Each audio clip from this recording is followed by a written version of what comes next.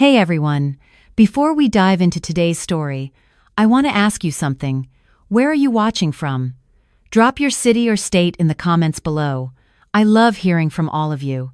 And if you enjoy stories about family, justice, and truth prevailing against all odds, make sure to hit that subscribe button.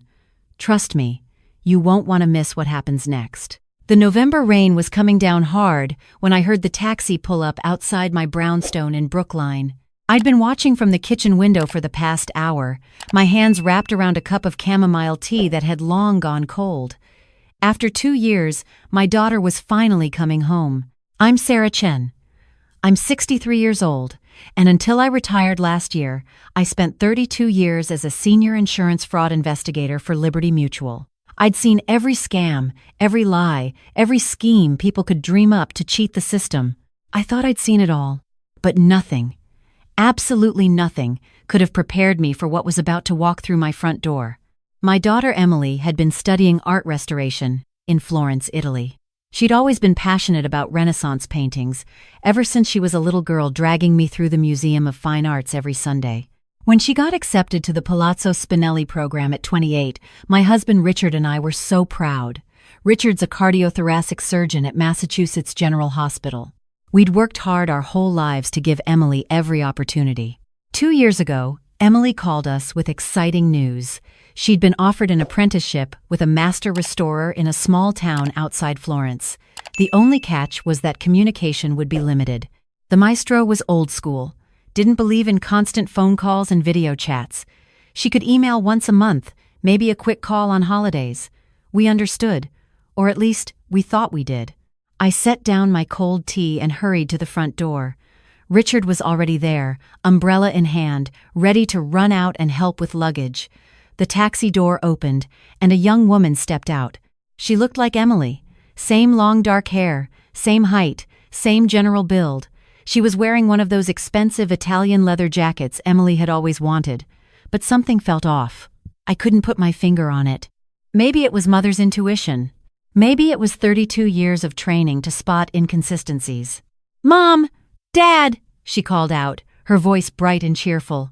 She ran up the steps and threw her arms around me. She smelled like expensive perfume, not the simple lavender oil Emily had always worn. "Sweetheart," I said, hugging her back. "Welcome home." Richard paid the taxi driver and grabbed her suitcases, 2 large designer pieces I didn't recognize. We all went inside, tracking rainwater across the hardwood floors. "I'm so glad to be home," she said, looking around the house. But her eyes were scanning, assessing, like she was seeing the place for the first time. I've missed this so much. Over dinner that night, Richard grilled salmon, Emily's favorite. She told us stories about Florence, about the Duomo, the Uffizi Gallery, the tiny trattorias she'd discovered. Her Italian accent when she pronounced the names was flawless. Too flawless, actually. Emily had always struggled with languages. "Tell me about the restoration work," I said, watching her carefully. "What pieces did you work on?" "Oh, mostly minor works," she said quickly. "Damaged frescoes in small churches. Nothing famous. The maestro was very protective of his major projects." "What was his name again?" Richard asked. "Your maestro?" She hesitated, just for a second. "Giuseppe Alberti. He passed away 6 months ago, actually. That's why I came home." "I'm so sorry, sweetheart," Richard said, reaching for her hand. "You didn't mention that in your emails." "It was sudden," she said. "Heart attack. I didn't want to worry you." I excused myself to clear the plates. In the kitchen, I pulled out my phone and did something I couldn't help. I searched for Giuseppe Alberti art restoration, Florence death. Nothing. No obituaries, no news articles, nothing. When I came back to the dining room, Emily was showing Richard photos on her phone. Italian landscapes, restaurant meals, selfies in front of famous landmarks. But I noticed something. In every single photo, she was alone. No friends, no classmates, no shots of her actually working on any restoration projects. "Honey, where are all your friends from the program?" I asked casually. "Oh, we all went our separate ways after the maestro died," she said. "Everyone scattered back to their home countries pretty quickly." That night, after Emily had gone to bed in her old room, Richard and I lay awake in the dark. Doesn't she seem different to you? I whispered. She's been away for 2 years, Sarah, Richard said. People change. She's more mature, more sophisticated. That's what happens when you live in Europe. It's not that, I said. There's something else. You've spent too many years investigating fraud, Richard said gently. Not everyone is running a scam, sweetheart. That's our daughter. She's home. Let's just be grateful. But I couldn't shake the feeling. Over the next few days, small things kept adding up. She couldn't find anything in her old room without asking where we'd put it. She didn't remember the name of her childhood dog. When I made her favorite breakfast, blueberry pancakes with real maple syrup, she barely touched them, said she'd developed lactose intolerance in Italy. Emily had never been lactose intolerant. She'd eaten ice cream her entire life. On the 4th day, I did something I'm not proud of. While she was in the shower, I went into her room and looked through her suitcases. Everything was new. Designer clothes, expensive shoes, high-end cosmetics. No textbooks, no art supplies, no restoration tools. Nothing that suggested she'd actually been studying in Italy. Hidden in a side pocket, I found a passport. When I opened it, my blood ran cold. The photo was of the woman sleeping in Emily's bed, but the name wasn't Emily Chen. It was Jessica Morrison. Born in Newark, New Jersey. Age 32. My hands started shaking. I took photos of every page with my phone, then carefully put everything back exactly as I'd found it. That evening, I made an excuse about meeting an old colleague for dinner. Instead, I drove to my former office. My old partner, Mike Stevens, was working late. Sarah Chen, he said with a grin when I walked in. To what do I owe the pleasure? Retirement not exciting enough? Mike, I need your help, I said. Off the books. His expression turned serious. What's going on? I showed him the passport photos. I need you to run this woman through every database we have access to. DMV, criminal records, financial history, everything.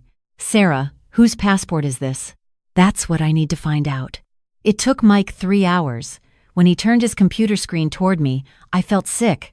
Jessica Lynn Morrison. Age 32. Multiple arrests for fraud, identity theft, and forgery. Last known address, Cambridge, Massachusetts. Last known employer, Harbor Medical Associates. Harbor Medical Associates. Richard's Hospital. There's more, Mike said quietly.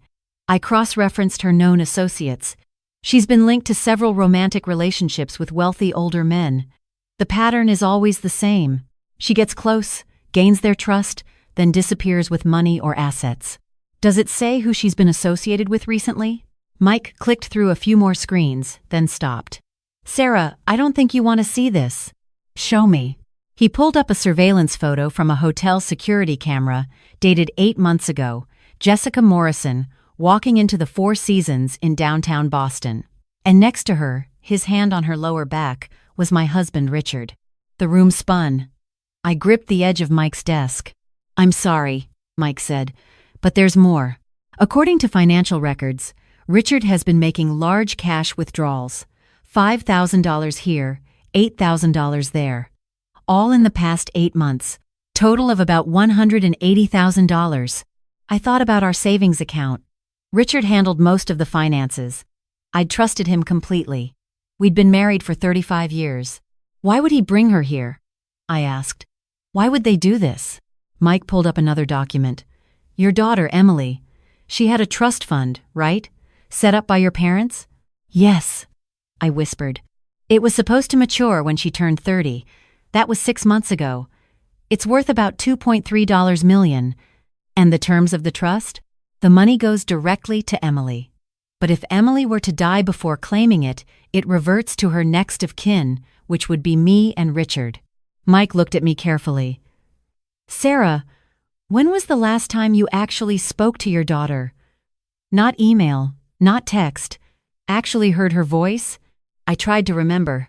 The monthly emails had seemed normal, but actual phone calls had been rare, always brief, always bad connections.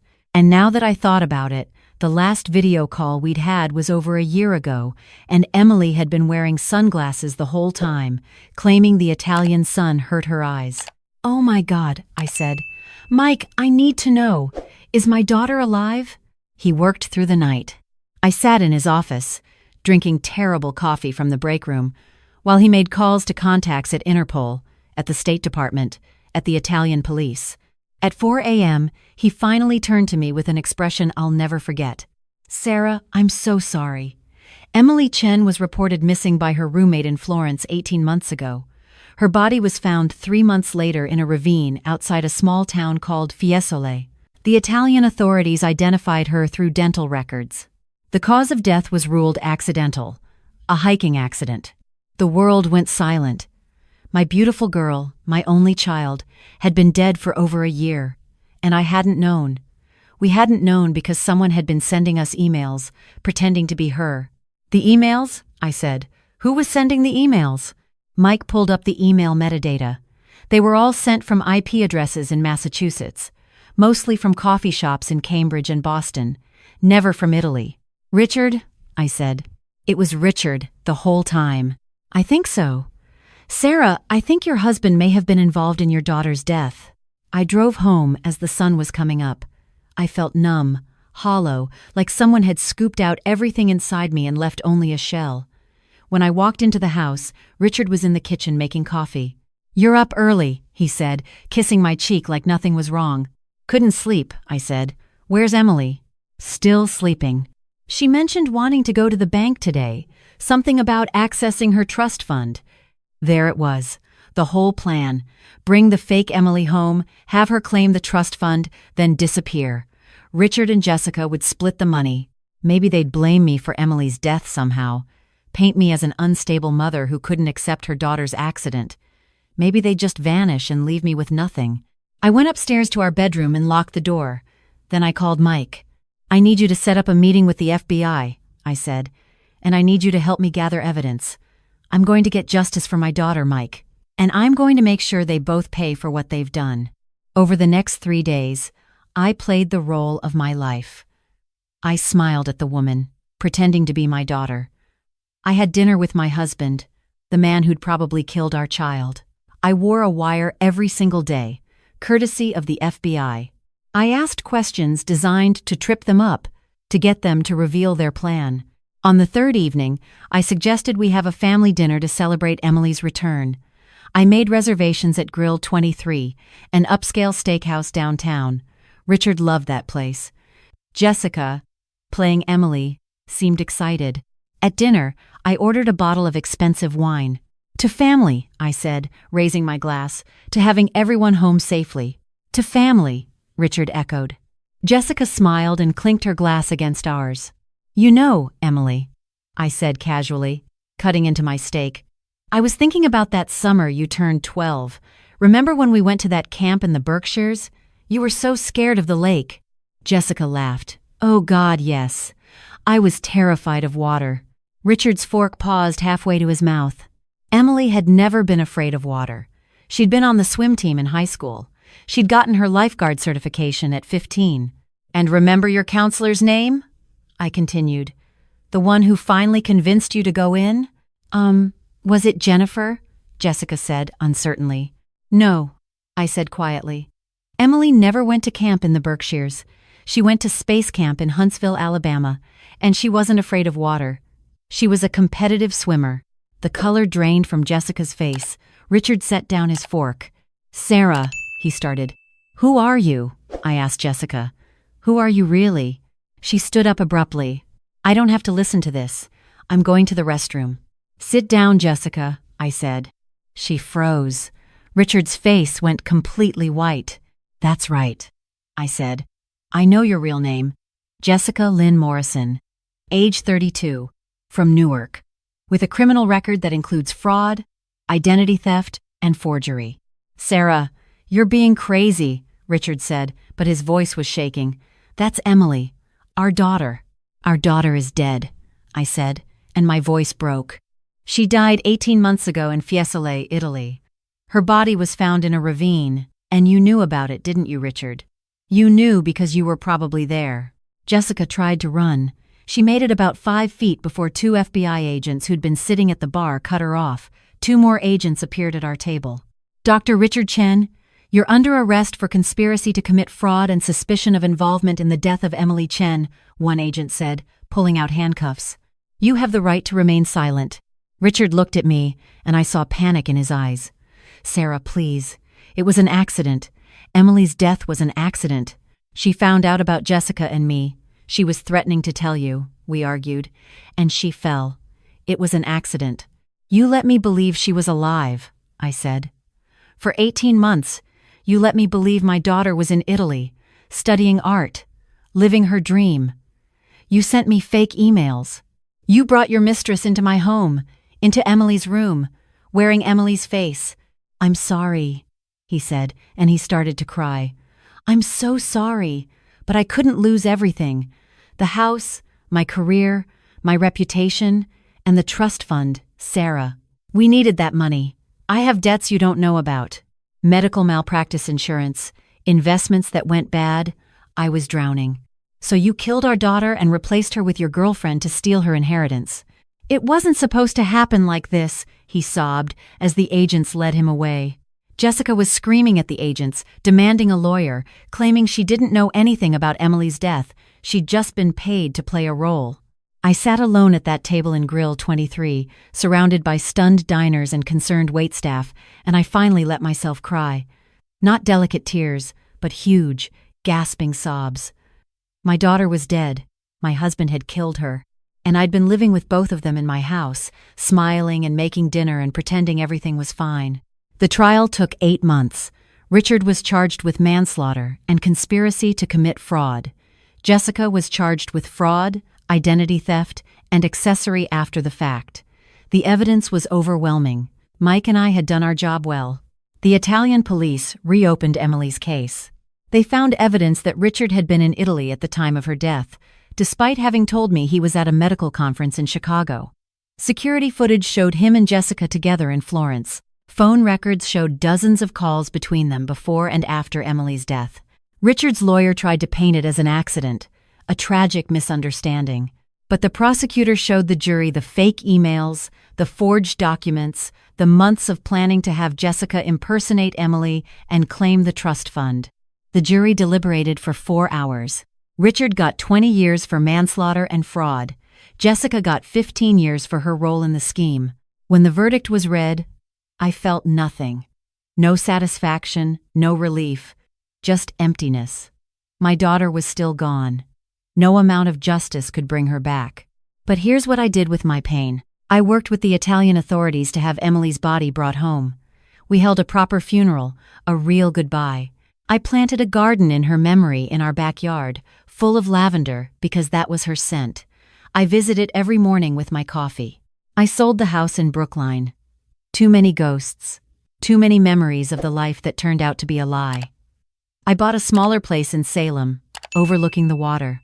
It's peaceful there. And I took Emily's trust fund, the $2, $3 million she never got to enjoy, and I did something with it. I established the Emily Chen Foundation for art students. Every year, we send 10 deserving students to study art restoration in Florence. We pay for everything: tuition, housing, travel. But here's the thing. We require weekly video calls with families. We have in-person check-ins. We make sure every student is safe, accounted for, and actually where they say they are. I also started volunteering with the National Center for Missing and Exploited Children. I use my investigation skills to help other families find their missing loved ones. I've helped locate 12 missing people so far. 8 came home alive. 6 months after the trial, I got a call from a woman named Patricia Morrison, Jessica's mother. "I wanted to say I'm sorry," she said. "I didn't raise my daughter to be what she became. I don't know where I went wrong." "I appreciate that," I said. "But you're not responsible for your adult daughter's choices.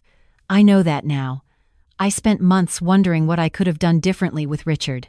But some people are just broken in ways we can't fix." "Still," she said, "I'm sorry for your loss. I hope you find peace." A year after everything happened, I was at a gallery opening for one of our foundation students.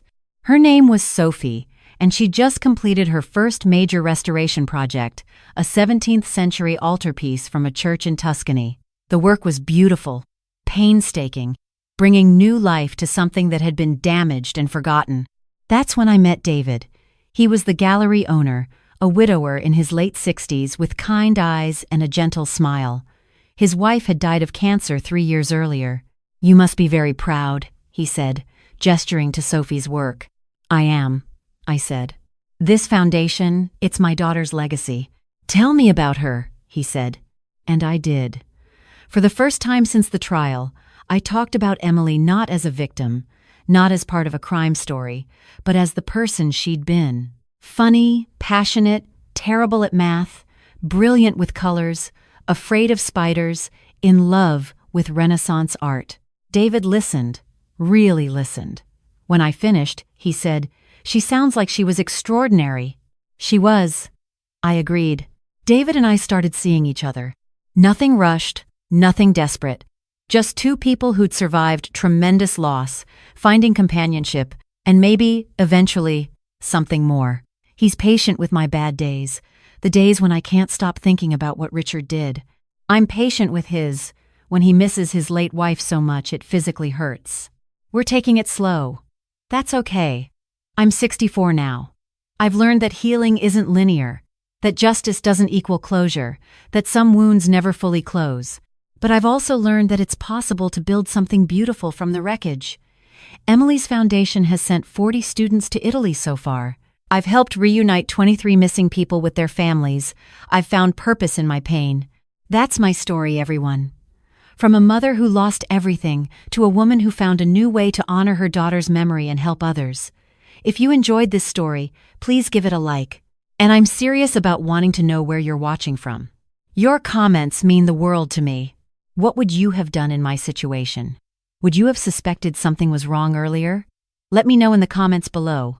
I read every single one. And hey, if you haven't already, hit that subscribe button. I've got plenty more stories about truth, justice, and the ways we survive the unsurvivable. Trust me, you won't want to miss what I'm sharing next. From Salem, Massachusetts, this is your friend at Twisted MNT Stories, reminding you that sometimes the people who are supposed to protect us are the ones we need protection from. But we're stronger than we know, and truth, eventually, always finds its way to light. See you in the next one.